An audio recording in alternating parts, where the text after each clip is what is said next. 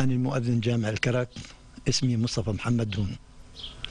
إجا لعندي الجيش وطلب مني مساعدة مشان حول المجموعة على الميذنة تبع الجامع، ورحت لعندهم وما بعرف مين هن، ودقيت الباب مسكر برغم انه الباب مخلوع كان.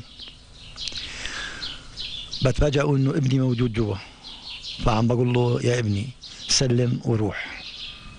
ما قبلش، قوتني اول طلقه والثانيه والثالثه، وحملت حالي ورحت.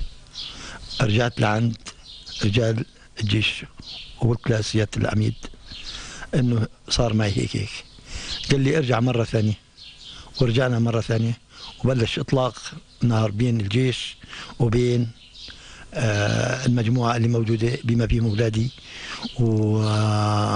واولاد اخوها لزوجتي. صار بفكروا حالهم انه يعني بدهم ياخذوا الشهاده، وفكرتهم انه ياخذوا حريه. ما الحريه مو بهالشكل هذا، مو باسلوب القتل ابدا، مو باسلوب القتل.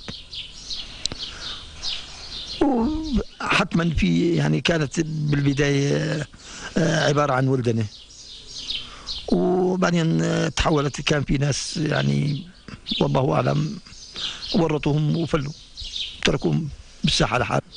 انا شفتهم حاملين سلاح وعم بدهم يقاتلوا ويضربوا على الجيش.